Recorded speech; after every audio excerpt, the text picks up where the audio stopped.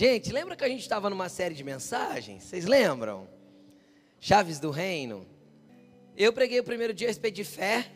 Viu como é mais simples assim? E hoje eu vou falar sobre humildade.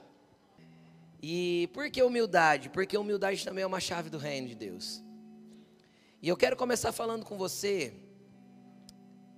a respeito do entendimento errado que nós temos sobre humildade. Antes de começar a falar, eu quero que você abra a sua Bíblia comigo no livro de Mateus, capítulo 5. Evangelho de Mateus, no capítulo 5, lá no versículo 3. Mateus 5, 3. Eu já falei bastante desse versículo, porque eu já preguei ele quando eu preguei a série de Sermão da Montanha, eu já preguei ele, sei lá, tantas vezes eu já usei esse verso, mas hoje eu quero centralizar no foco do entendimento de humildade, segundo a palavra de Deus e segundo o reino de Deus. Amém, gente? Feche seus olhos, vamos orar? Senhor, em nome de Jesus eu te peço que o teu Espírito Santo possa continuar a trabalhar na vida, mente, coração e entendimento de cada filho aqui, Pai. Todo espírito de distração eu proíbo, tudo aquilo que vem para roubar o entendimento, roubar a semente, eu dou uma ordem agora que caia por terra. Toda agitação eu dou uma ordem agora que se aquete e que cada alma volte para o lugar de conexão com o teu Espírito para que possa receber esta palavra em terra boa. Em nome de Jesus, Senhor, que esta palavra caia em terra boa, frutifique, brote, gere frutos e transforme vidas aqui. Em nome de Jesus, amém. Primeira coisa que eu quero, antes de nós lermos o texto, fazer você entender. Nós temos uma concepção errada a respeito de humildade. Porque quando nós falamos de humildade dentro do contexto social brasileiro, a gente automaticamente pensa ou em alguém pobre, ou em alguém bobo. Pessoa que não tem boca para nada, que não responde ninguém, que é, né? Quem está entendendo o que eu estou falando? Aquela pessoa que se deixa ser pisada de todas as formas, sem ter nenhum tipo de reação ou de entender quem é. Pessoas que não têm identidade formada em Deus. E quando a gente fala da concepção bíblica a respeito de humildade, irmãos, vamos todos se assentar, por favor. Deus é um Deus de ordem e no ambiente de ordem Deus habita.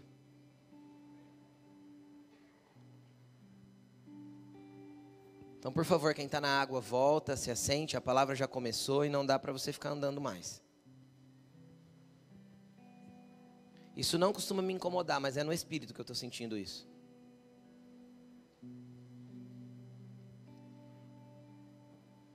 O inimigo está tentando roubar esta palavra do coração de muitos aqui.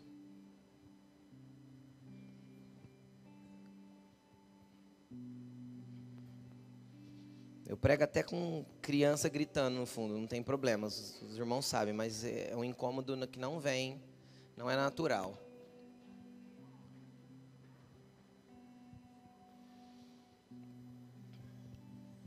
Orem. Fica de pé.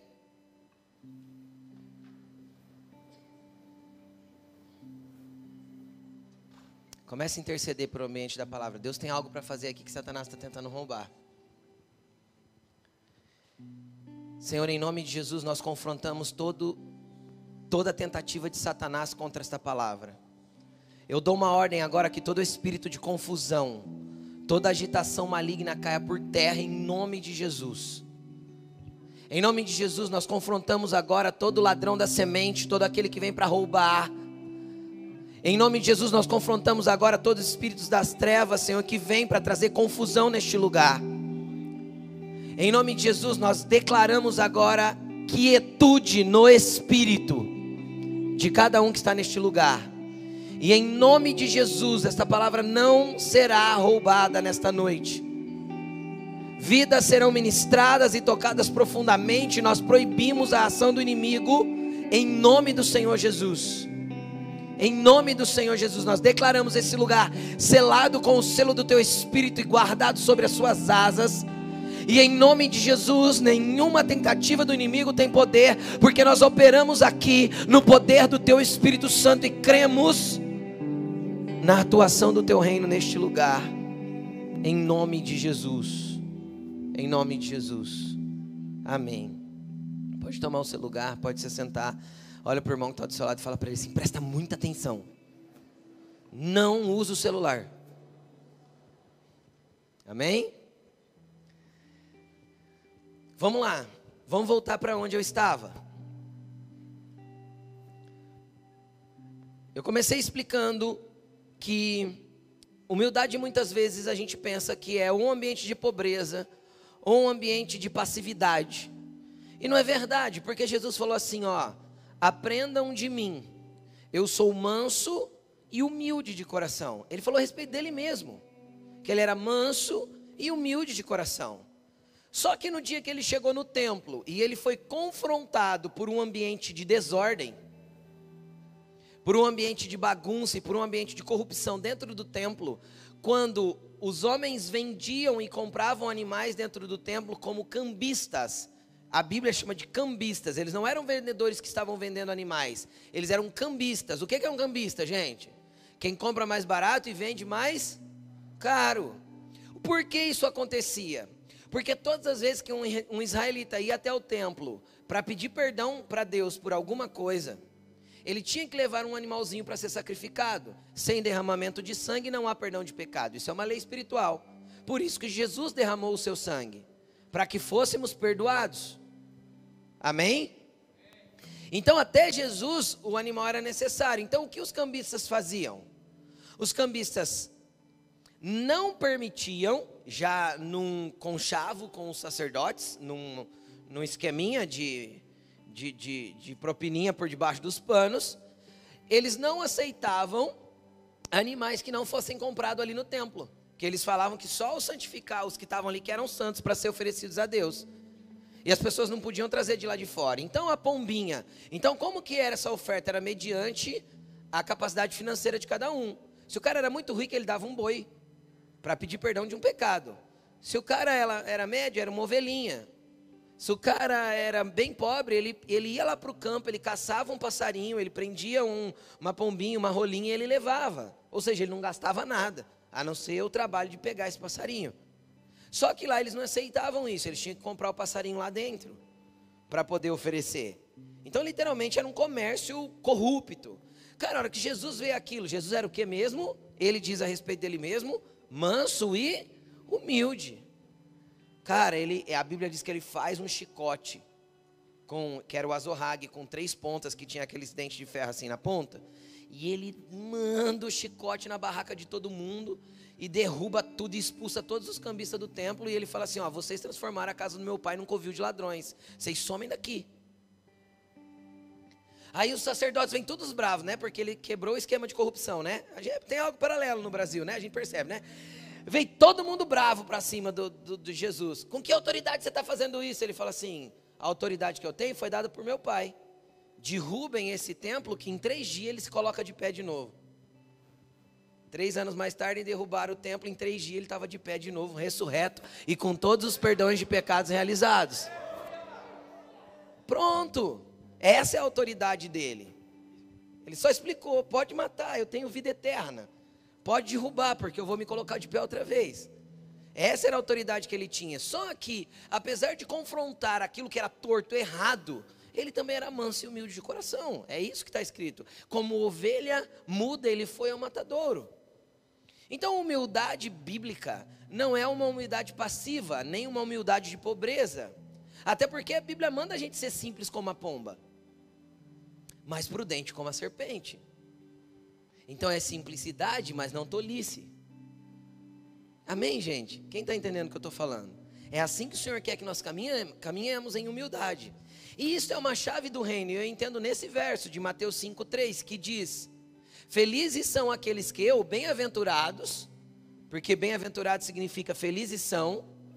Então, felizes são aqueles que são pobres em espírito. Por quê? Porque deles é o reino dos céus. Será? Terão? Alcançarão? Não, é, já, no momento, no agora.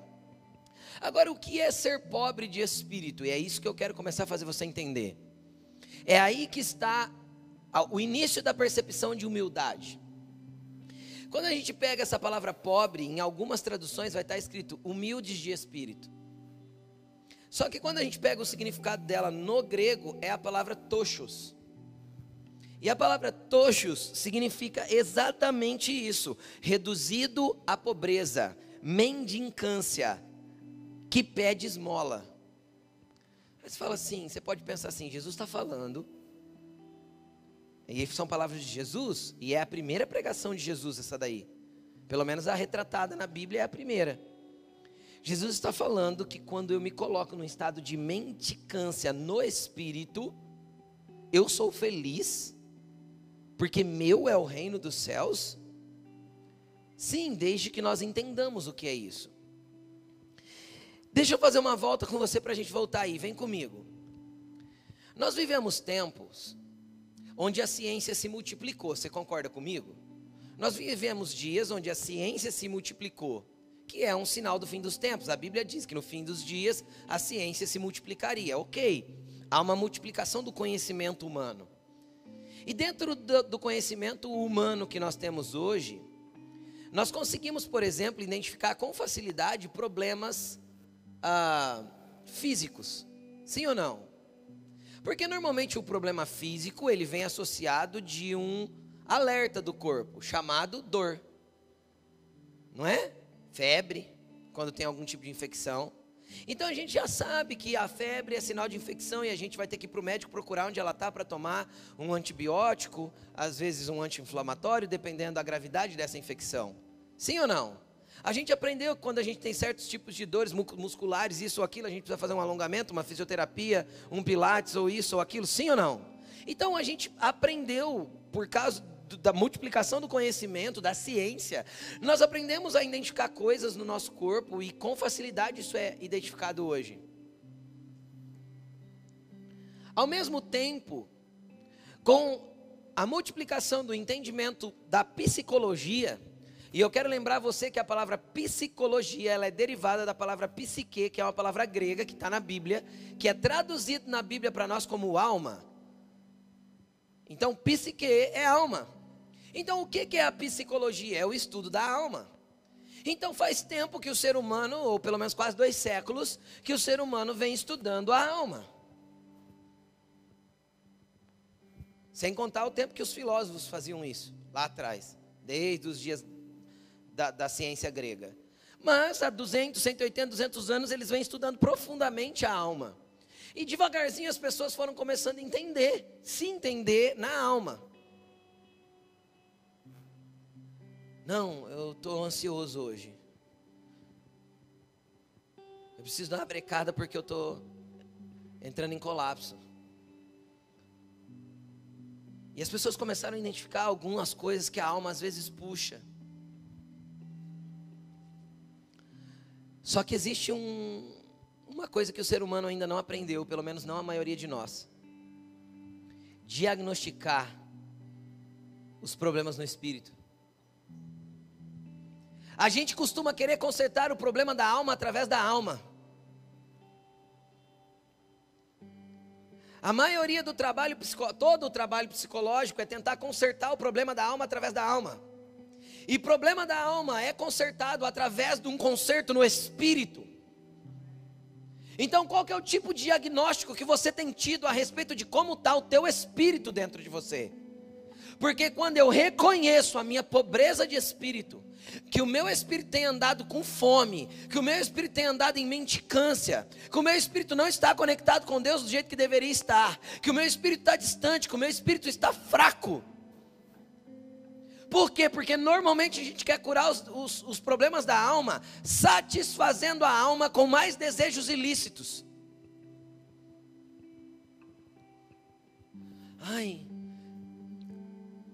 Está muito estressado? Ai, vai fazer um exercício físico, libera endorfina, vai ser bom para você.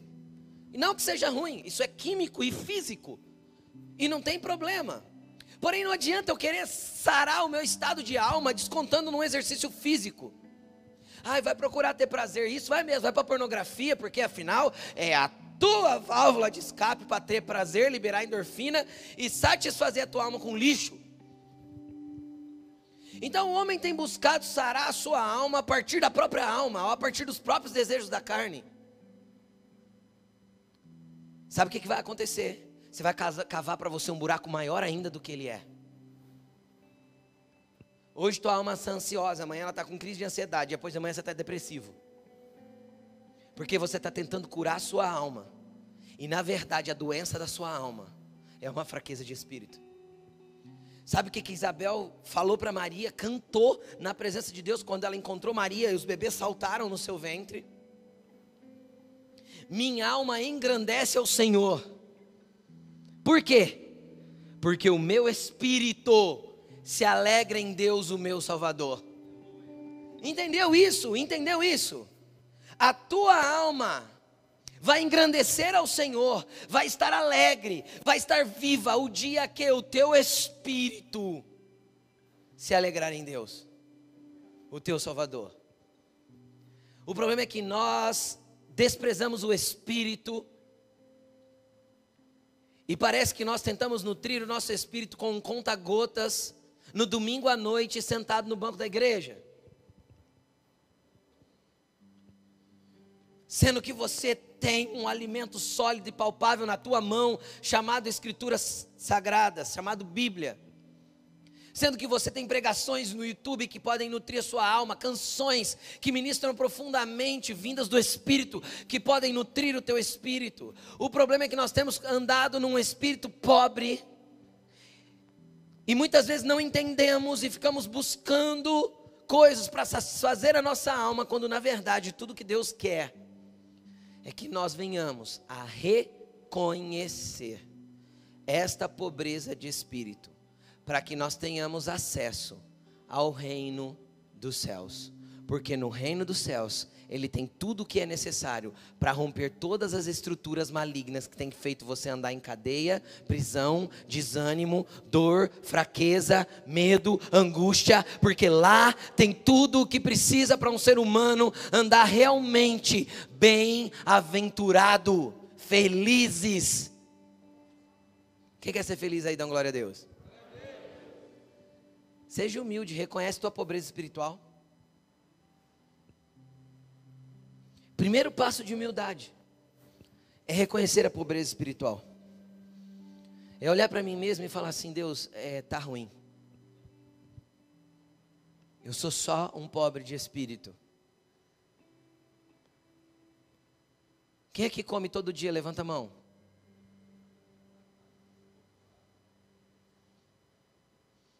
Mais que uma vez por dia, né? Porque algumas vezes no dia você come para sustentar, outras vezes você come para ter prazer. Então você come várias vezes ao dia. E por que o nosso espírito a gente alimenta uma vez por semana? E por que o nosso espírito é quase num estado de coma, com aquele cabinho enroscado aqui no braço e o aparelhinho batendo assim, pip, pip, sabe assim? O nosso espírito está quase num estado de coma quando a gente não se conecta com Jesus. A gente precisa levantar de manhã, cara, e o nosso primeiro pensamento precisa ser para Ele. A gente precisa abrir os nossos olhos e dar glória a Deus porque estamos vivos. A gente precisa pôr o relógio para despertar meia hora, 40 minutos mais cedo, para não sair de casa sem ter falado com Ele. A gente precisa estar conectado no Espírito, e a palavra de Deus precisa ser o nosso alimento. Não dá para ter café sem palavra de Deus. Não dá para ter café sem estar se alimentando daquilo que é espiritual também. Ai, pastor, é que eu já levanto tão apressado, faço café, já vou trocando de roupa. Levanta mais cedo, põe um cafezinho, senta na mesa, abre a tua Bíblia, vai se alimentar, vai nutrir o teu espírito, vai fortalecer, mas reconheça que você é pobre no espírito, porque senão todas as mazelas que te cercam não vão sarar. Tem gente que faz terapia eternamente. E o psicólogo não pode soltar, mas não é porque ele não quer teu dinheiro, não. É porque tu não dá conta de viver sem alguém para te ouvir toda semana. Quando você tem um Pai Celestial ansioso para ouvir as suas mazelas e para te dar o conserto delas. Ah, meu Deus do céu. Só que só nós somos humildes o suficiente para sentar na frente de um psicólogo, mas não somos humildes o suficiente. Eu não sou contra a psicologia. Nós temos o Ministério de Psicologia da igreja. Porque tem coisa que é na alma. Só que nós temos que tratar a alma a partir do Espírito. O que as Escrituras dizem que vai ajudar a sua alma a sarar?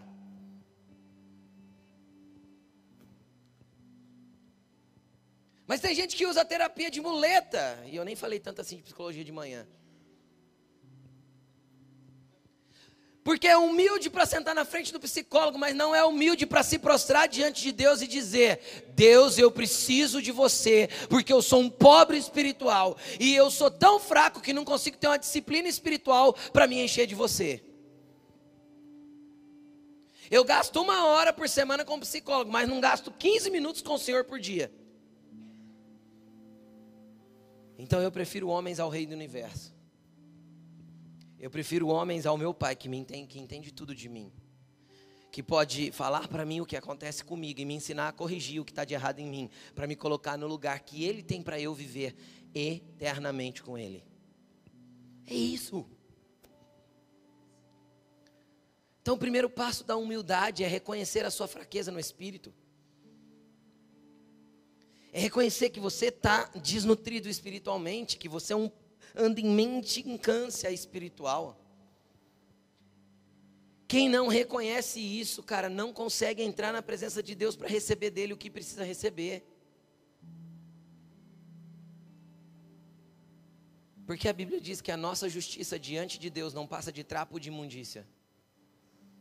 A nossa justiça própria diante de Deus, ela fede como um trapo de imundícia. E você sabe o que é um trapo de imundícia? Era usado para 2 coisas. Ou para cobrir feridas leprosas, que depois esse trapo ia ser jogado no lixo porque ele contaminaria outras pessoas. Ou para estancar o fluxo menstrual das mulheres. É isso o trapo de imundícia, não serve para mais nada. Então a nossa justiça diante de Deus é assim que chega para Ele. Quando a gente se acha justo. Mas quando a gente olha para nós mesmos e fala assim: Deus, eu sou pobre no meu espírito e eu preciso de você. Eu sem você não sou nada, mas eu com você sou tudo, Senhor, sou tudo aquilo que o Senhor quer que eu me torne. Você com Jesus é a maioria. Você com Jesus e com a igreja é um exército inteiro. Cutuca o seu irmão e fala assim: você comigo é power. Fala para ele.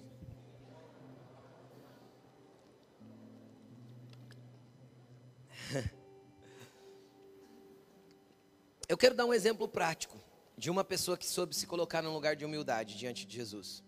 Vamos para Mateus capítulo 15, versículo 21. E depois nós vamos ler Marcos 7, 24. É o mesmo texto, são 2 textos curtinhos. É o mesmo texto contado por perspectivas diferentes para que a gente entenda certinho. Vem comigo. Saindo daquele lugar, Jesus estava num lugar e estava saindo. Eu já vou explicar isso, presta atenção. Jesus retirou-se para a região de Tiro e Sidom. Ok? Ele fez o quê? Retirou-se. Você vai entender o que eu quero dizer. Vamos lá. Uma mulher cananeia natural dali, de Tiro e Sidom, veio a ele gritando: Senhor, filho de Davi, tem misericórdia de mim. O que ela veio fazendo, essa mulher, gente? Dando escândalo. Quem já viu uma mulher gritando?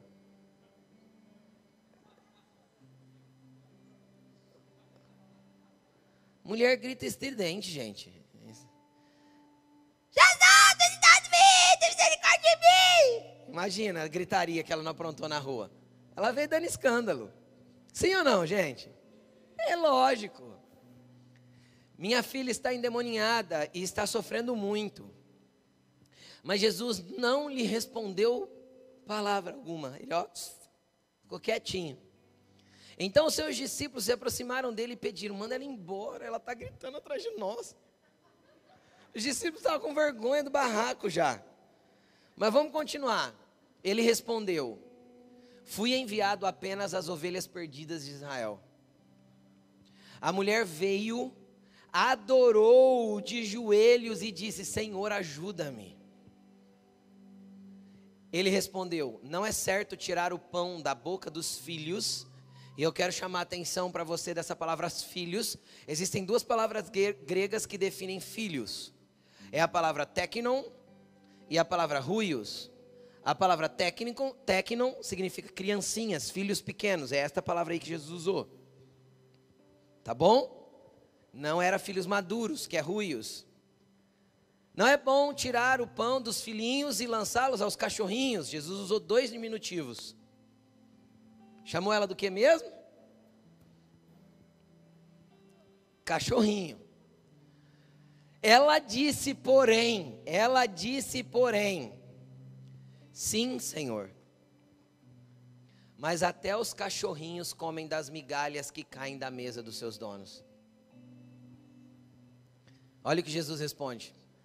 Jesus respondeu: mulher, grande é a sua fé. Grande é o quê? Primeira chave. Ninguém que não tem fé consegue ser humilde na presença de Deus. Mas vamos continuar. Seja conforme você deseja. E naquele mesmo instante a sua filha foi curada. Vamos ler Marcos 7, 24. É a mesma história contada com a perspectiva de Marcos agora. Jesus saiu daquele lugar e foi para os arredores de Tiro e Sidom e entrou numa casa. E não queria que ninguém soubesse. Ou seja, você percebeu que a Bíblia diz lá no outro texto que ele retirou-se. Era um negócio meio oculto, eu já vou explicar por quê. E aqui a Bíblia diz que ele entrou numa casa, ó, pianinho, quietinho. Vamos no miúdo, que a gente não quer que ninguém saiba que a gente está aqui. Contudo, não conseguiu manter segredo da sua presença. Quando ele chega, ninguém consegue ficar sem perceber que ele chegou, viu? Mas de fato, logo ouviu falar dele certa mulher, cuja filha estava com espírito imundo, e veio e lançou-se aos seus pés. A mulher era grega, cirofenícia de origem, e rogava a Jesus que expulsasse de sua filha o demônio. Ele lhe disse: deixa primeiro que os filhos comam até se fartar, pois não é correto tirar o pão dos filhos e lançá-lo aos cachorrinhos. Ela respondeu: sim, Senhor, mas até os cachorrinhos debaixo da mesa comem das migalhas das crianças. Ali está crianças, vocês viram, né? Então ele lhe disse: por causa desta resposta, por causa da sua resposta, você pode ir, o demônio já saiu da sua filha. Vem cá. Para mim não existe texto mais claro de posicionamento em humildade diante de Deus do que esse. Eu quero te explicar o contexto, para que você entenda alguns posicionamentos de Jesus. Porque quem lê esse texto de forma carnal pensa o seguinte: numa sociedade tão mimimi como a nossa, é ou não é mimimi? Nunca foi tão chato a nossa sociedade. Na sociedade chata igual a nossa, mimimi pra caramba, não pode nem brincar com ninguém porque é bullying, é racismo, povo chato. Quando a gente ia na escola, brincava com todo mundo, zoava todos os amigos, era todo mundo amigo. Ninguém ficou com trauma por causa disso. Agora tudo, tá ofendido. Nossa, credo. Com um olho carnal para esse texto aí, a gente vê um Jesus arrogante, sexista, racista. Ela era cirofenícia, ele judeu. Não vou tirar dos filhos os judeus para dar para os cachorrinhos. A racismo que ele ia preso. Xenofobia. É isso aí. E tudo isso aí. Jesus não era nada disso. Era? Não. Então, para você ver como uma interpretação pode mudar todo o contexto daquilo que está acontecendo. Então, vamos entender o que estava acontecendo. Nós vamos ler no finalzinho um texto e eu vou falar ele para você agora. A Bíblia diz que Deus resiste ao soberbo, mas dá graça ao humilde. Você sabe quem que era o povo de Tiro e Sidom? 1200 anos antes, o rei de Tiro fornecia para Salomão todas as madeiras que ele usava no seu reino. Inclusive a que construiu o palácio de Davi e de Salomão e o que construiu o templo de Deus, era o rei de Tiro que fornecia. Sabe por quê?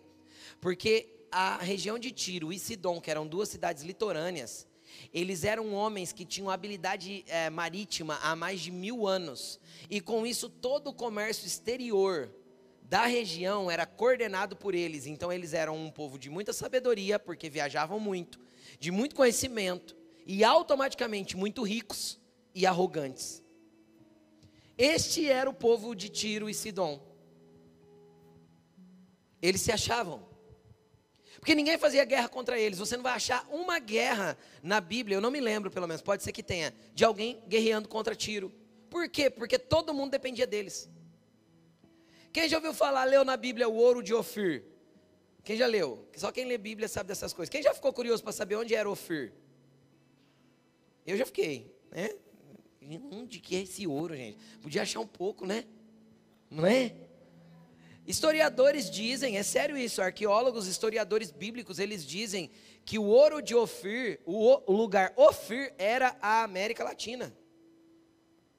Por isso que todo o ouro de Ofir chegava através de Tiro e Sidom, porque eles tinham a capacidade marítima de chegar até aqui. Isso é história, não sei dizer se é real, tá? É historiadores que buscam os lugares e a dedução deles é isso, porque chegava por navio. Então, eles eram extremamente arrogantes, e essa mulher não era só Cirofenícia, que é ali daquela região, ela nasceu ali, mas ela também era grega, naturalizada grega. Quem que eram os gregos? Cara, os gregos eram tão fortes na cultura, nos pensamentos, na religião e na filosofia, que eles dominaram o Império Romano com a sua ideologia. Nós temos na nossa cultura um monte de coisa grega. A nossa Bíblia originalmente é escrita em grego, o Novo Testamento.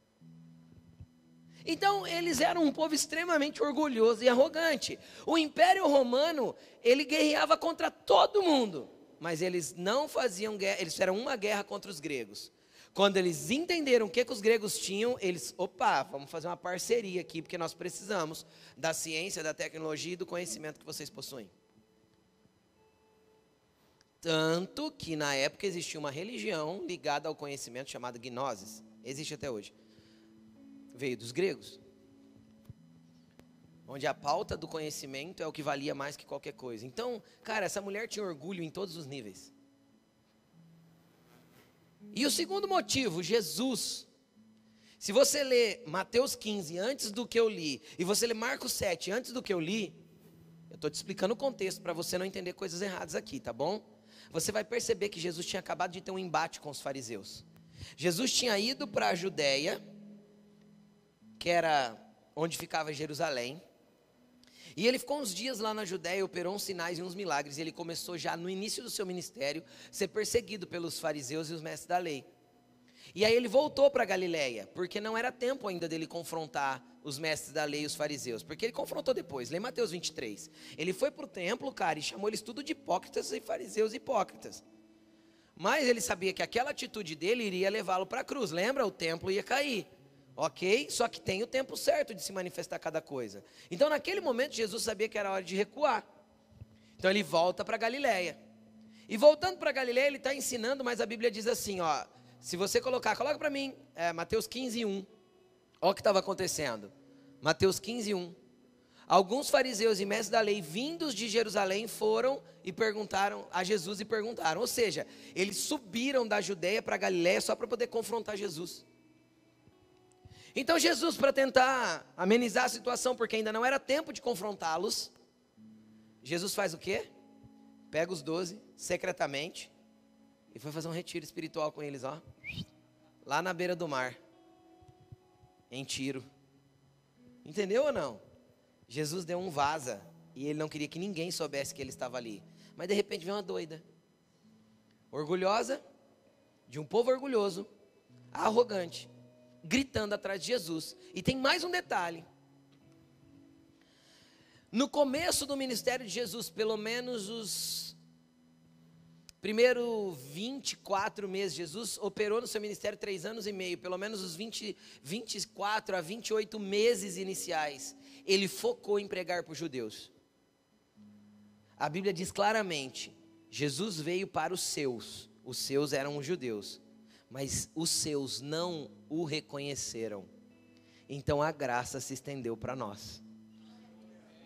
Graças a Deus que eles não quiseram Jesus. Já estava nos planos de Jesus, porque Isaías já tinha profetizado, né?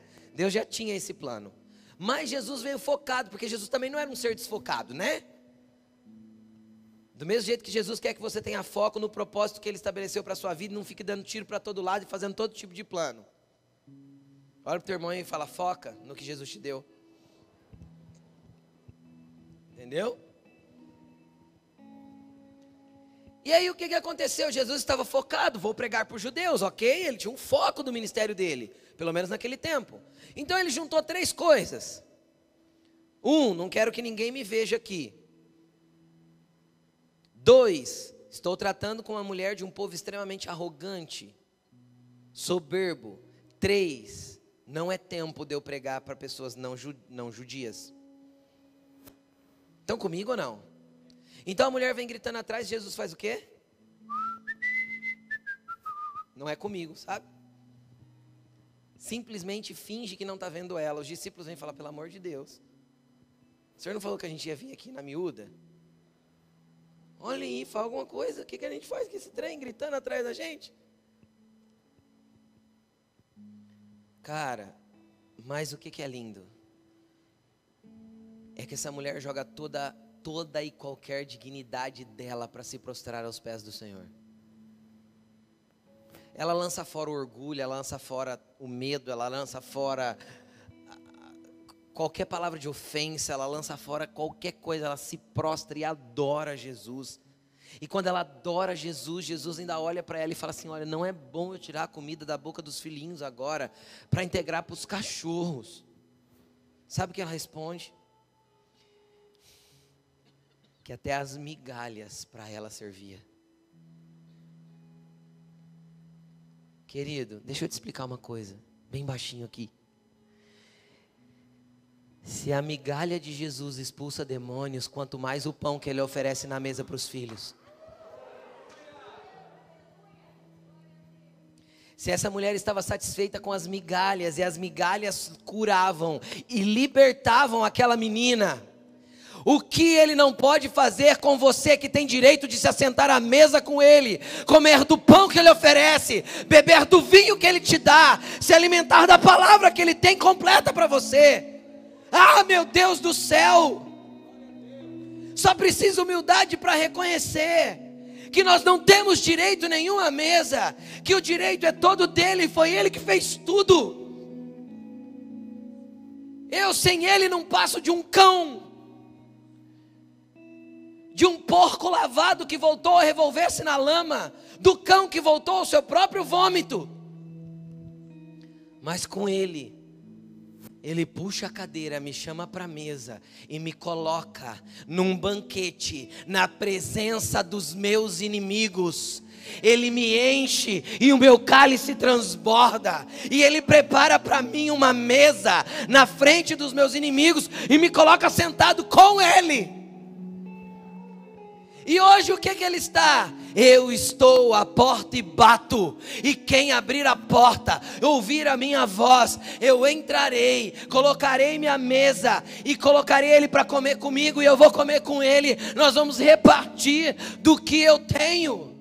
Ah, meu Deus do céu, é muita graça que Jesus estendeu para nós. Você é filho. Você não foi chamado para comer com cachorrinhos, não, nem para comer migalha de ninguém. Você não foi chamado para andar como, ora por mim, que ora por mim, ora você. Vai para o quarto, fecha a tua porta, bota o teu joelho no chão. A oração de um justo é poderosa e eficaz. E quem é justo diante de Deus? Quem foi justificado por Ele, que sabe que não é nada, que não pode nada, que sozinho sem Deus é uma meleca de pessoa, mas que com Jesus foi eleito e chamado para ser filho, e foi colocado para sentar-se na mesa com Ele. Se nós entendêssemos isso, tem problema pedir oração para os irmãos? Não, dias maus existem. Existem momentos duros na vida, sim ou não? Não tem dia que a vida soita? Pede oração mesmo, eu peço, todo mundo pede. Gente, ora aí por nós, porque só a minha oração ainda não está dando não. Mas ora você, fala com o teu pai no secreto, porque secretamente o teu pai te vê e te recompensará. É isso. Só que isso é um lugar para pessoas humildes, que reconhecem que um lugar à mesa não é de direito, é de favor. Porque o direito que nós temos é o direito que Ele nos concedeu, de sermos chamados filhos de Deus. Todos aqueles que o receberam e os que creem no seu nome, foi-lhes dado o direito de se tornarem filhos de Deus. Então olha para essa pessoa que está do seu lado e fala assim: você não é um cachorrinho. E fala para ela assim: nada de late coração, porque você não é cadela. Pode falar. Deus não te chamou para ser cachorro de ninguém não, e nem cachorra de ninguém não. Deus te chamou como filho e como princesa dele, tá? Quem tem cachorra é quem anda nas garras de Satanás, tá bom? Quem anda com Jesus é princesa, é príncipe de Jesus. Então se coloque à mesa como filho e pronto.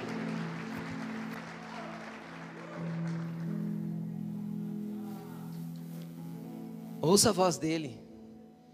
Ele está na porta e bate. Quem ouve a voz dele abre a porta. Hoje ele não está falando ao seu ouvido, ele está gritando.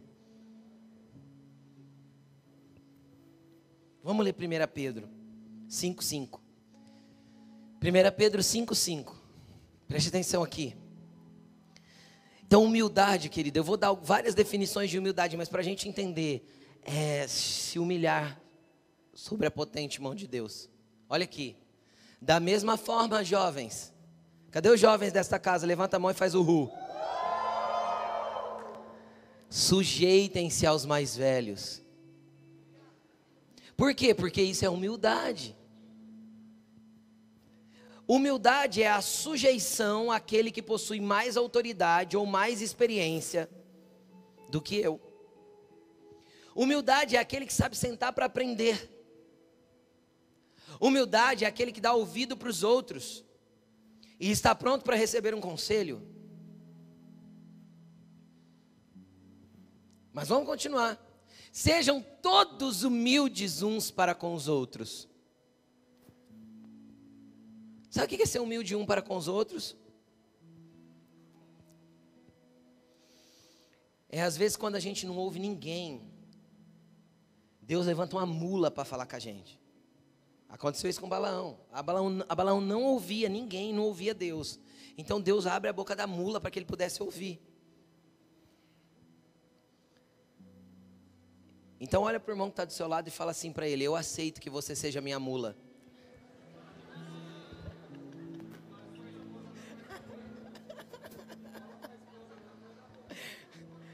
Eu nem olhei para a Laine agora. Olha lá. Porque às vezes a gente não ouve. Só que Deus está falando através da boca do outro, mas a gente não tem humildade para reconhecer e para descer um pouquinho. Porque a gente é orgulhoso por natureza. O homem é orgulhoso na sua essência. Vamos lá, vamos continuar. Porque Deus se opõe aos orgulhosos. Em outro texto, o texto de Tiago, aí é 1 Pedro. Em Tiago tem a mesma frase. Em Tiago está escrito: Deus resiste ao soberbo, mas concede graça aos humildes. Então humildade é uma chave para o reino. Por quê? Porque toda atitude de soberba, Deus vai meter a mão no meu peito e vai me parar. Porque Deus vai resistir toda e qualquer soberba. É por isso que Jesus resistiu à mulher cirofenícia. Porque ele viu nela um ambiente de orgulho, presunção e soberba. E o que ele fez com ela? Resistiu. E o que ela fez quando ela foi resistida por Jesus? Se prostrou, adorou e reconheceu que não era ninguém e que podia comer das migalhas mesmo, que já estava bom. Então a manifestação da humildade foi a resposta que ela deu para Jesus. Lembra que eu falei? Para enfatizar, por causa da tua resposta, a tua filha te curou. E essa resposta não é só verbal, é uma resposta em atitude. A atitude responsiva dela diante do confronto de Jesus fez com que ela recebesse o que ela tinha que receber. Por quê? Porque Deus se opõe aos orgulhosos, mas concede graça aos humildes. Mas vamos continuar. Portanto, humilhem-se e humilhar-se debaixo da poderosa mão de Deus, para que Ele os exalte no tempo certo. Sabe o que é isso? Esse aqui é o sistema de Deus para todo e qualquer filho. Quanto mais eu me humilho na presença dEle, maior é o trampolim que Ele me lança para cima depois para ser exaltado entre os homens. Você sobe na mesma proporção que você desceu. Não tem outro caminho. Quem já andou de montanha-russa? Eu gosto, bastante. E quanto mais queda e mais vira, mais legal é.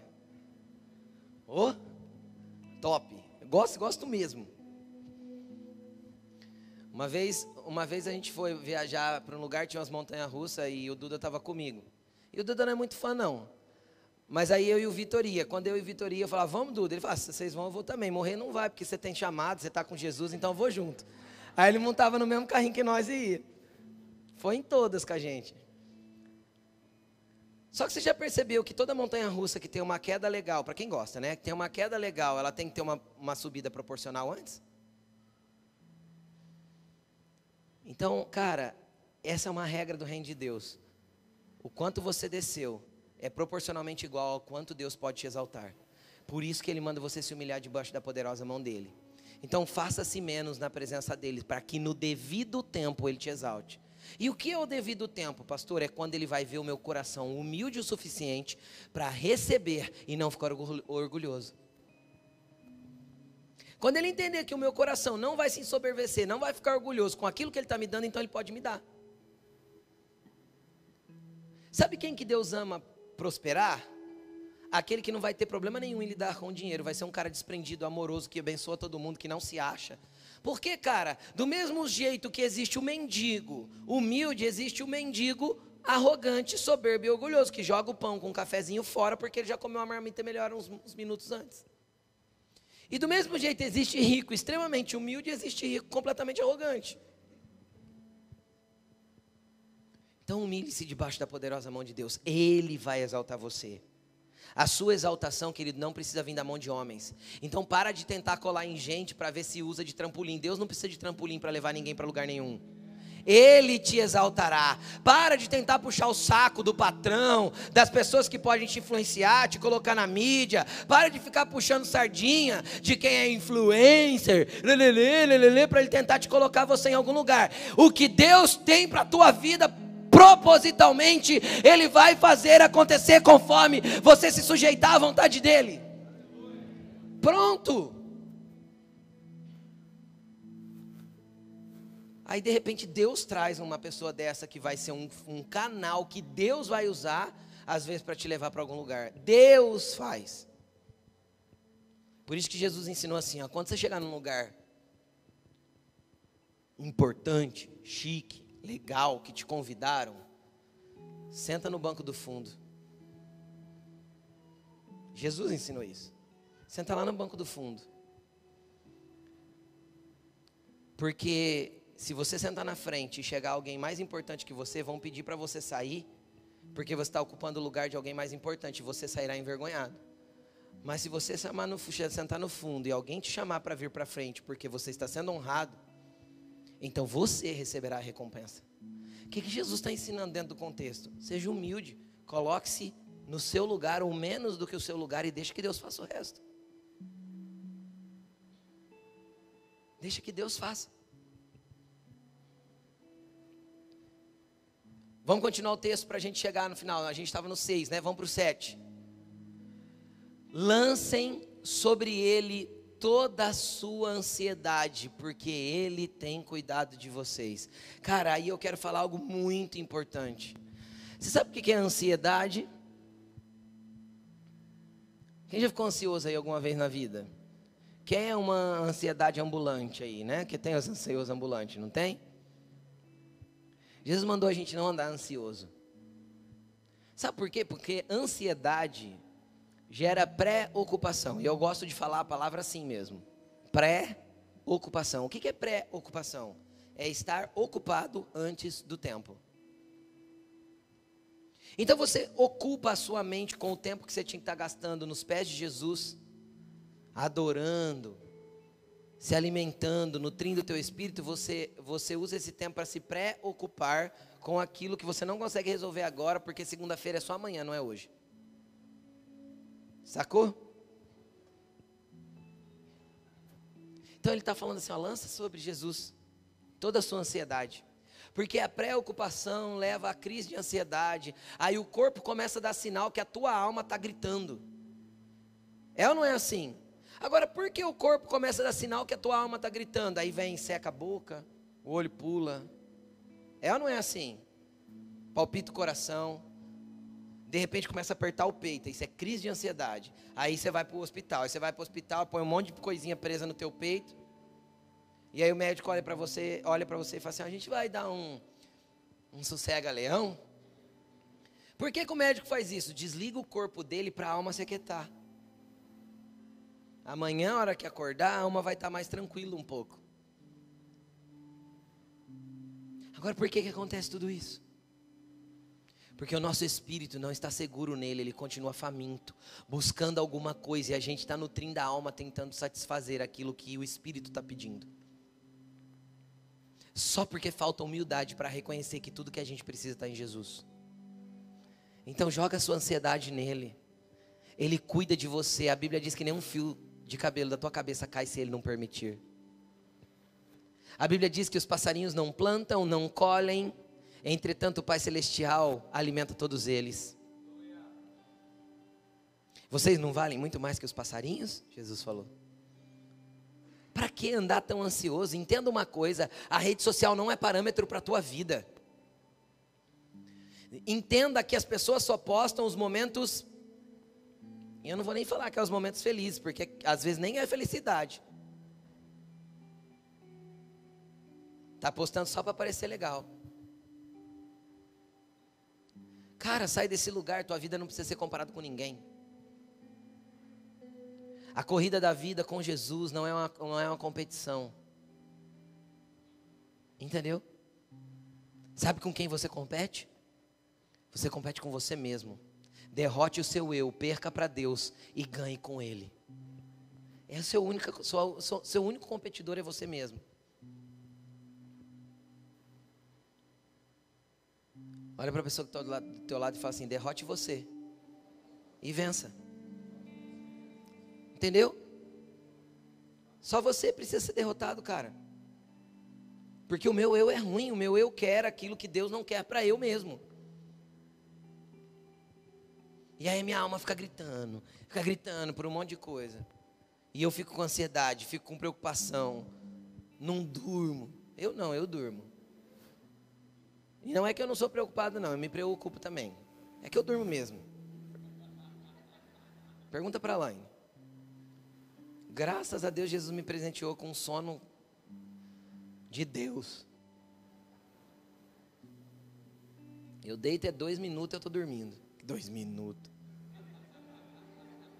O corpo dá até espasmos. Eu fui pesquisar para saber o que era, porque de vez em quando eu pulo na cama. Isso é a defesa biológica, sabia? Eu fui estudar. Porque o corpo entra em sono profundo tão rápido que o teu cérebro entende que você está tendo algum colapso. Então ele te acorda para ver se você está vivo. É verdade isso. Eu fui estudar para saber o que era. De vez em quando eu durmo tão rápido que o corpo faz assim, pum. É a velocidade que entra no sono profundo, é verdade isso. Mas eu fico preocupado também. E às vezes a gente se preocupa com aquilo que a gente não conseguiu acabar, com aquilo que a gente não conseguiu encerrar, com aquilo que não deu certo. Eu fiquei a semana toda agitado, porque eu não queria que hoje estivesse quente aqui e não conseguimos resolver a elétrica essa semana. E essas coisas preocupam a gente. E atarefam a gente. Mas a gente não pode perder um lugar, que é o lugar na presença do Papai do Céu. Se humilhando sobre a poderosa mão dele, para que a gente possa descansar nele. E no momento certo, ele nos exalte. Agora eu quero que você pegue algumas chaves. E se possível, você tome nota. Porque eu anotei essas coisas aqui. E isso aqui é importante demais para você deixar isso se perder. Porque entenda uma coisa, um lápis pequeno é maior do que qualquer memória grande. Vamos lá? Humildade não é pensar menos de si, mas pensar menos em si. O que é humildade nesse contexto? Nesse contexto não é pensar que eu sou menos que a outra pessoa. O que Deus me deu, Deus me deu. Eu não quero mais do que Ele me deu, mas também não quero menos. O lugar que Ele já me deu e o lugar que Ele já me fez acessar, eu quero me manter ali até que Ele me leve para um lugar maior. Quem entende o que eu estou falando? Então eu não penso menos de mim, eu penso menos em mim para servir você. Porque senão eu não te sirvo. Então quando eu penso menos em mim, eu consigo te servir. Entenderam? Quando a gente pensa menos em nós, a gente consegue trabalhar servindo as pessoas. E aí a gente faz com excelência. Mas quando a gente trabalha só pela grana, a gente ainda está pensando em nós. Então a gente não faz com excelência, porque a gente não está servindo ninguém. Então eu continuo pensando em mim, só em mim. Então pense menos em si, mas não menos de si. O que você sabe, o talento que você tem, Deus te deu. Use-o com excelência. E naquilo que você é bom, você é bom. E falar que você é bom não é falta de humildade, se você realmente é bom. Mas que você use toda essa capacidade para poder abençoar o próximo. Então isso é sinal de humildade. Porque o que Deus te deu precisa ser derramado sobre o outro. Então, humildade não é pensar menos de si, mas menos em si.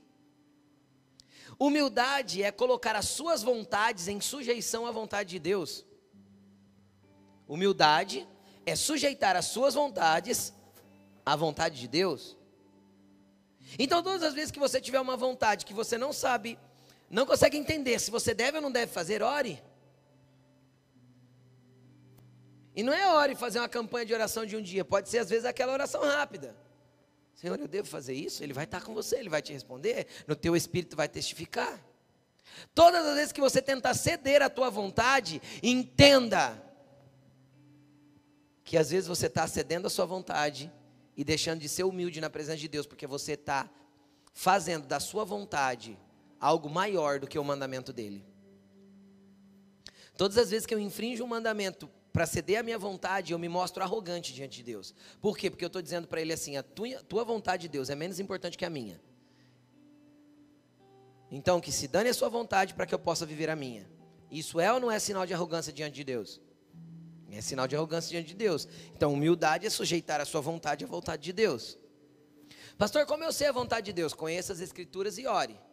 Conheça as Escrituras e ore. Você vai saber a vontade de Deus para a tua vida. Humildade é render completamente, é se render completamente, deixando que Ele governe a sua vida. Pastor, o que é Deus governar a minha vida? Governo é direcionamento, você concorda comigo? Governo é apontamento, é dar um caminho, é dar uma direção. Como eu vou deixar Deus governar a minha vida? Cara, entenda uma coisa, Deus te deu inteligência? Sim. Deus deu capacidade de escolha para você? Sim. Deus não quer robôs. E nem pessoas nem pessoas que precisam perguntar para Ele coisas insignificantes e tolas que você mesmo pode decidir. Eu vou dar um exemplo muito simples. Desde que a sua roupa seja uma roupa decente, você não precisa orar para perguntar para Deus qual roupa você deve vir na igreja. Porque isso é uma escolha sua. Quando você troca de carro, quem escolhe o carro que você deve comprar é você. Deus não vai interferir no carro, o que Ele pode interferir é falar assim para você, não faz um carnê desse tamanho. Seja prudente, seja sábio. Na verdade, eu tenho certeza que Deus falaria, não faça carnê. Tenho certeza que Deus falaria isso. Mas entende? Mas do contrário, cara, a cor, o modelo, é meu gosto, não tem a ver com Deus, tem? Não. Deus deu essa capacidade para nós, casa, onde eu vou morar, que bairro que eu gosto. Amém? Estão comigo ou não? Deus nos dotou de capacidade, Deus não quer pessoas. Agora tem uma coisa, Toda e qualquer decisão que vai mudar o curso da sua vida, ou vai comprometer a sua vida por um longo prazo, deve ser orado. Então o financiamento do carro é algo que é para orar, é 4 anos de comprometimento, 5 anos de comprometimento. Deus, eu devo? Você não sabe o que Deus tem para você daqui 4 anos, às vezes esse daí vai ser um empecilho para a obra de Deus na tua vida. Então tudo que vai comprometer a sua vida, ou mudar o curso dela, eu recebi uma promoção de trabalho, mas eu tenho que mudar lá para Conchinchina. Ora, velho, é o dinheiro que te move ou é Deus que está movendo a tua vida? Porque se você está indo por causa da grana, é o dinheiro que está te movendo, não Deus. Então o governo não é dele, quem está governando a tua vida é o teu dinheiro. Então humildade é se colocar sujeito a Deus, em toda decisão importante da vida é orar. Aí outro dia eu escutei uma fofoca. Eu não vou falar que não é fofoca, porque fofoca é transmitir a informação quando eu não sou parte do problema e nem da solução. Então fofocaram para mim que tem um casal de pastores aí que diz que estão dormindo separado, pastor famoso na internet, mas que estão orando para ver se ele se mantém casado ou larga. Eu fiquei pensando assim, Deus não vai responder nunca. Pergunta para mim, por que pastor Deus não vai responder? Pergunta, por que pastor? Porque já está respondido nas escrituras. Divórcio não é de Deus. Deus odeia o divórcio, é isso que está escrito. Então se o teu casamento está ruim, é consertar, nego. Não precisa orar para Deus, me dá permissão para largar. É a tua vontade que estará sendo estabelecida em detrimento da vontade de Deus, ponto. E em detrimento aos seus filhos, aí os filhos é o caos. Dentro de um divórcio, quem vai pagar a conta toda são os filhos. Queira você ou não. Mas eu e meu marido se dá tão bem, a gente cuida tão bem do nosso filho. Seus filhos vão pagar a conta, indiscutivelmente. Isso é bíblico, não tem como. Eles vão ter que ser os remissores disso. Tudo que nós não remirmos para os nossos filhos, eles terão que remir na presença de Deus. Entendeu? Em nome de Jesus, eu não vou deixar essa conta para os meus filhos. Amém, gente? Vamos lá, continuando. Humildade é reconhecer o seu estado pecaminoso e saber que somente em Jesus você tem redenção, vida e salvação. Entendeu? É se reconhecer pobre de espírito. Vamos continuar? Humildes, os humildes não invejam. Os humildes não invejam porque eles são satisfeitos com aquilo que Deus já proporcionou para eles.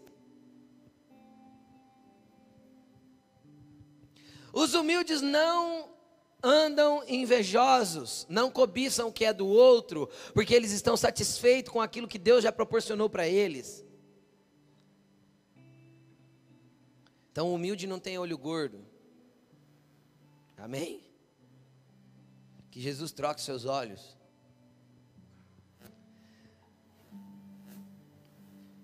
A humildade, querido, faz com que todos os processos da vida se tornem mais fáceis. A humildade faz com que todos os processos da vida se tornem mais leves. Sabe por quê? Porque tudo aquilo que nós reconhecemos rápido e partimos para um processo de mudança rápido, nos trará grande benefício, tanto no ambiente natural como no espiritual. Vocês concordam comigo? Sabe aquela coisa assim, se rende logo que dói menos? É simples. Quem já viu uma abordagem policial que a pessoa se rendeu e quem já viu uma abordagem policial que o cara resistiu? A abordagem policial, ele é uma autoridade. Se ele veio te render, se renda logo. O padrão de Deus é assim. A autoridade estabelecida, por mais corrupta que ela seja, ela é a autoridade estabelecida. Cara, se você se rende logo, põe a mão na cabeça, abre as pernas aqui já, você já fica mais fácil. Agora, quem resiste a uma autoridade, cara, o que ele vai ter que fazer? Eu já vi cara levando gravata, rasteira, cacetetada, né? Choque. Para poder se render. Ou seja, toda rendição rápida é um sinal de humildade, e isso faz com que o processo doa menos.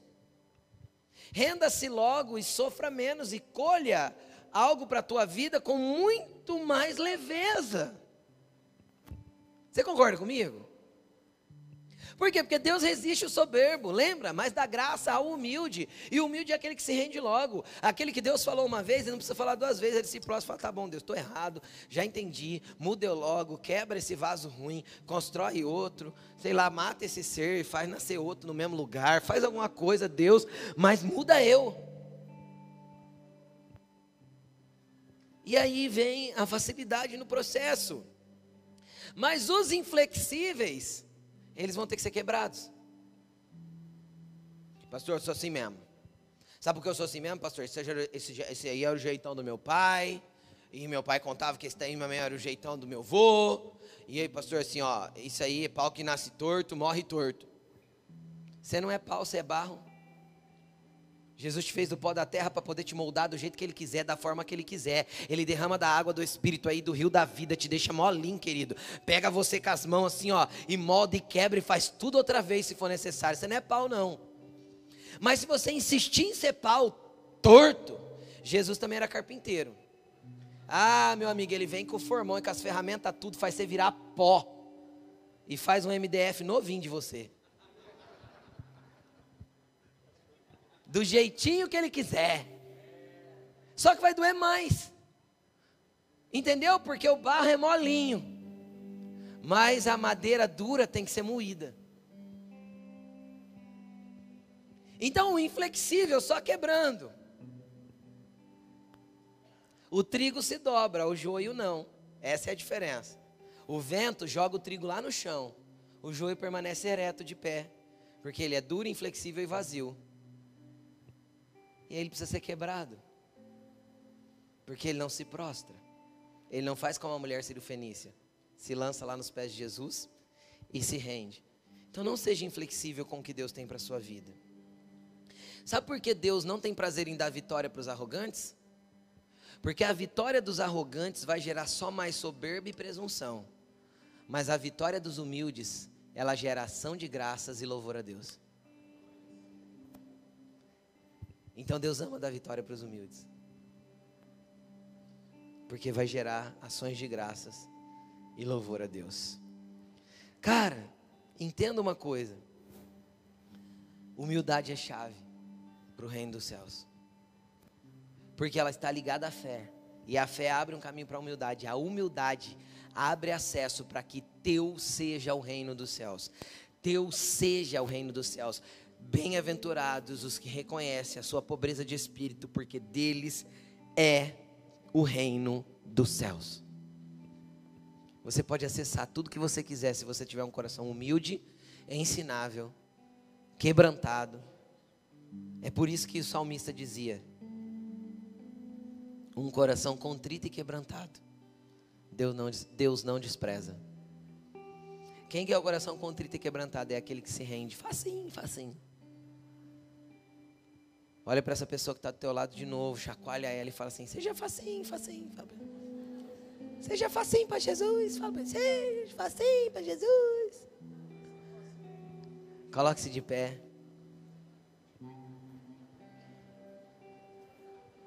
Jesus não tem migalha para você não, porque Ele já pôs uma mesa na tua presença. Ele está batendo a porta hoje. Se você ainda não encontrou essa mesa de fartura na presença dEle, e não é fartura de bens não, é fartura de vida. Ele tem vida abundante para dar. Vida abundante é vida em abundância.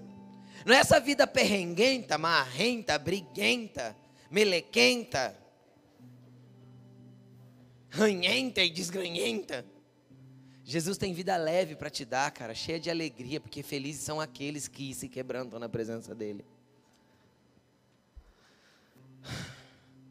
Pastor, o que eu vou orar? Você vai orar para Jesus pegar teu coração, cara. Pegar teu coração e quebrantar e fazer dele um coração completamente vulnerável à presença dEle.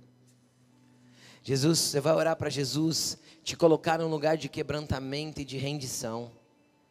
E cara, você vai acessar lugares em Deus que você nunca tocou. Coisas vão começar a acontecer na tua vida que você nunca imaginou que poderia acontecer.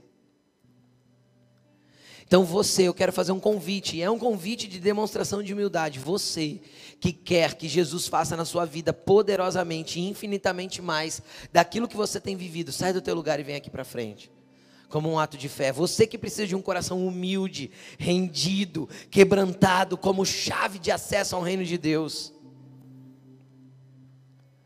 vem aqui para frente, comece a orar. Dê alguns passos para frente, você que está aqui, por favor. Chega bem pertinho para caber todo mundo. Isso. Jesus está neste lugar, cara. Tem coisas para Ele mexer aí dentro. Todos nós temos. Mas comece a mostrar para Ele. Quem que é humilde de espírito?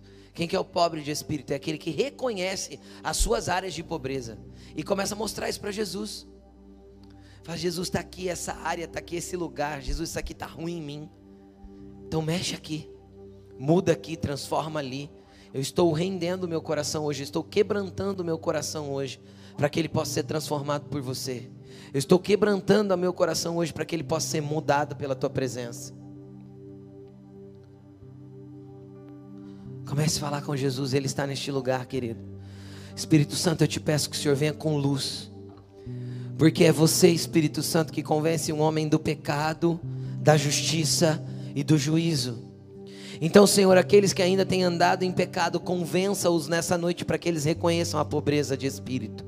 E aqueles que têm andado em injustiça, Jesus, traga um senso daquilo que é certo e é correto. E se tem alguém que tem insistido na injustiça e não consegue enxergar, que a tua resistência em juízo venha para que eles sejam quebrantados na tua presença. O Senhor é o Espírito, e onde está o Espírito do Senhor, aí a liberdade. Liberdade para que você seja destravado aí dentro, e que você reconheça realmente o seu estado, e viva uma vida de liberdade no Senhor. Viva uma vida como filho sentado à mesa. Você não foi chamado para andar em migalhas, nem para comer o que cai da mesa. Você foi chamado para ser filho e andar na presença dEle. Comece a falar com Jesus agora, Ele está neste lugar. Vai falando com Ele. Vai falando com Ele. Coloque tudo na presença dEle. A verdade de quem você é, a inteireza do teu coração, tudo aquilo que passa aí dentro, se coloque na presença dEle agora. Sabe, igreja, uma coisa que nós precisamos entender: permaneça com seus olhos fechados, não perca o entendimento. O Espírito do Senhor, Ele não trabalha com as nossas mazelas, Ele não trabalha com os nossos problemas. Não são eles que de verdade Ele quer trabalhar, porque isso na verdade é só um resultado de algo. O nosso Deus, Ele quer trabalhar com a fonte do mal, Ele quer trabalhar com a raiz do problema. Quando Jesus confrontou aquela mulher, Jesus sabia qual era a real fonte do seu problema, o orgulho, e por isso a sua casa estava desprotegida, porque o próprio Deus estava resistindo a ela, por causa do orgulho. Quando Deus nos resiste por causa do orgulho, nós estamos totalmente desprotegidos de Deus e vulneráveis ao reino das trevas. Então Ele vai na raiz do problema daquela mulher, confrontando o orgulho. Ele poderia muito bem ter ordenado para que aquela menina, aquela filha daquela mulher fosse liberta. Porém, Ele sabia que os demônios que estavam naquela menina falavam muito de um posicionamento da casa, de um posicionamento errado, de um coração longe de Deus. Então Ele vai na raiz do problema, e é isso que o Espírito do Senhor quer fazer nessa noite. Ele não quer trabalhar as suas crises, os seus chiliques. Não, Ele não quer trabalhar o resultado de algo, não é o fruto, é a raiz. Por isso que nós precisamos estar vulneráveis ao Espírito do Senhor, para que Ele jogue luz. O que tem sustentado o orgulho nas nossas vidas. É isso que você tem que orar e pedir agora para o Senhor trazer luz. Ei Deus, o orgulho tem se manifestado e tem gerado coisas terríveis na minha vida, inclusive resistências da parte do Senhor, inclusive, Senhor, um céu blindado sobre a minha cabeça muitas vezes. Mas agora, Deus, eu não quero lidar com o céu blindado, eu não quero lidar com os problemas que o orgulho tem trazido. Eu quero lidar agora e quero que o Teu Espírito coloque o machado sobre a raiz do problema. Porque às vezes nós fomos trabalhados, ensinados dentro de uma cultura errada, familiar, e aí está o problema. Às vezes nós somos treinados pelos nossos pais, por falta de entendimento de Deus, a sermos orgulhosos. Às vezes o que sustenta o orgulho são dores dentro de nós, rejeições. Ei, igreja, às vezes o que tem sustentado o orgulho na sua vida é a rejeição. Você tem que se mostrar melhor e você tem que se posicionar como se fosse melhor, para se sentir aceito. É dessas coisas, é nessas áreas que o Senhor quer trabalhar. Levante sua mão para o alto e diga ao Espírito do Senhor: ei, vasculhe aqui, vasculhe a terra do meu coração, acha a raiz do orgulho, Senhor. Acha a fonte do orgulho agora, Senhor. Às vezes é a rejeição, às vezes é o medo de não ser aceito. Há tantas coisas. Há tantas coisas que podem estar sustentando isso. E o Espírito do Senhor quer te mostrar, para que você se posicione em arrependimento. Nós temos um coração rendido ao Senhor, Espírito da verdade. O que sustenta o orgulho dentro de nós? O que faz com que nós venhamos a ter tantos resultados do qual nós não gostamos, não queremos mais? Nós oramos agora, Senhor. Às vezes, Senhor, nós somos tão negativados pela nossa família, tão negativados pelos nossos amigos, fomos tão rejeitados e hoje nós precisamos nos mostrar melhor. Nós precisamos achar que somos melhores que os outros. E com isso nós temos espaço ao orgulho. Nós não queremos ser retidos do reino. Nós não queremos um céu fechado sobre a nossa cabeça. Nós não queremos a mão do Senhor sobre o nosso peito. Nós não queremos ser roubados da nossa real identidade. Por isso, Deus vem trabalhar agora nas raízes de todo o problema. O que sustenta o orgulho. Nós oramos por isso, Senhor. Perdoa-nos por não entender o quanto somos amados e desejados pelo Senhor. Perdoa-nos por não entender que temos um lugar em Ti. E isso não nos faz melhor do que ninguém, isso só nos faz filhos. Ei, comece a declarar aí aquilo que o Espírito do Senhor está trazendo de ordem, aquilo que o Espírito do Senhor está trazendo de entendimento em voz audível. Em voz audível, comece a declarar: eu reconheço isso, Deus. Eu reconheço que a rejeição fez com que eu entrasse no lugar de orgulho. Eu reconheço, Deus, que a cultura errada da minha casa, dos meus pais, fez com que eu entrasse nesse lugar. Eu me arrependo. Eu reconheço que a minha conta bancária, eu reconheço que o meu título, eu reconheço que todas essas coisas geraram em mim orgulho. Então, Deus, eu me arrependo disso agora. Passa do teu machado, corta a raiz de todo o problema. O Espírito do Senhor me diz que tem pessoas que se tornaram orgulhosas por conhecimentos que foram chegando até você, dizendo que você precisaria ser alguém. Eu quero te dizer, você não precisa ser alguém, você já é alguém em Deus. Então assim, todo conhecimento que gerou orgulho, toda ministração de entendimento errada, que fez com que você buscasse ser alguém, dando espaço para um orgulho na sua vida, que isso caia por terra agora. Eu quero declarar que toda palavra direcionada por Satanás para gerar sentimentos e criar bases no seu coração de orgulho, para que você vivesse uma vida frustrada, porque Deus te escolheu e Deus não vai deixar você ir avante com esse entendimento, porque Deus te selou. Deus vai colocar a mão no seu peito, não permitindo que você se torne alguém a partir desse conhecimento. Eu quero declarar em nome de Jesus que por um caminho isso veio sobre a sua mente e sobre o seu coração, nome de Jesus, toda palavra, todo conhecimento errado que gerou orgulho, que gerou inchaço na sua alma, eu quero declarar em nome de Jesus que isso está agora saindo da sua vida. Por um caminho veio, mas por 7 sai da sua vida agora, em nome de Jesus. Nós somos em Deus e por isso manifestamos aquilo que Ele nos chamou para fazer. Nós somos em Deus e por isso somos chamados para manifestar aquilo que Ele nos chamou para fazer.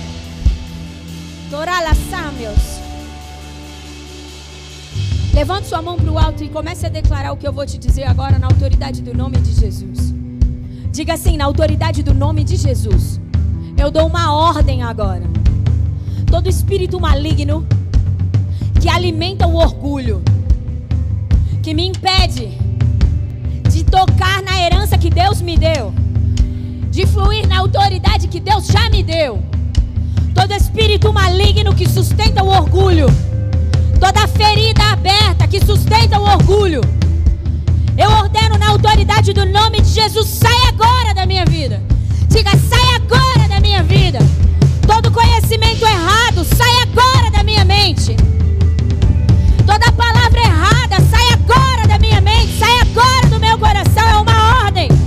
Diga: como filho, eu ordeno para que saia da minha vida tudo que não foi Deus que me deu.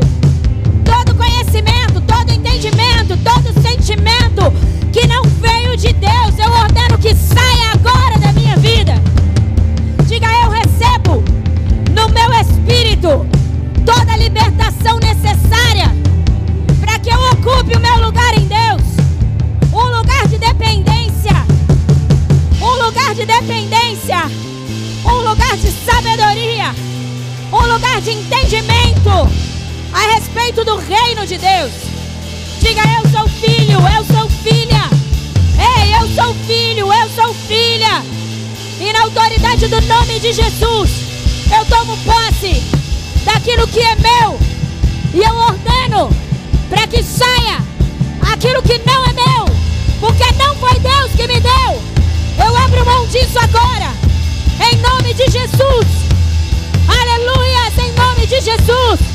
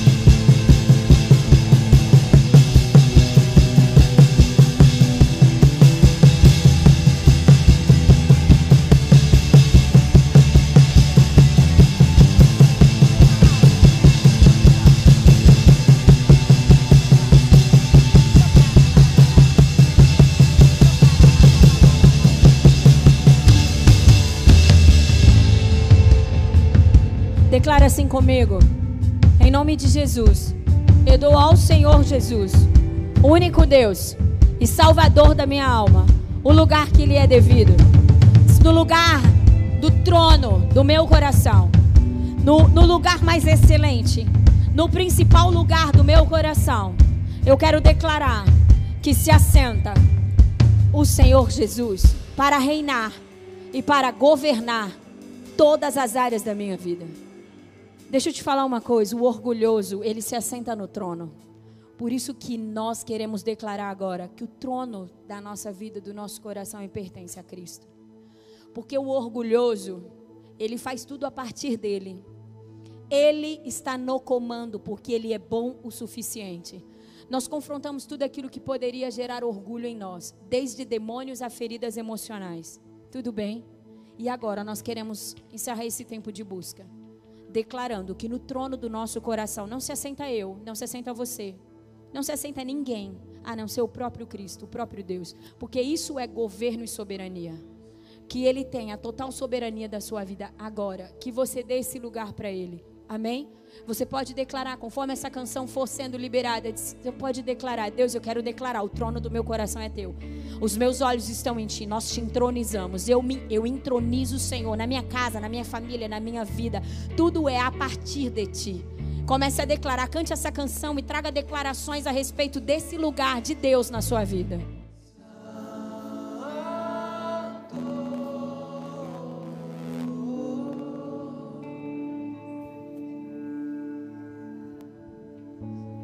Voltando para o seu lugar, ainda declarando que Ele é santo, Ele é digno, Ele é adorado, Ele é Senhor de todas as coisas. Nós te adoramos, Jesus, te glorificamos, nosso Rei, Tu és santo.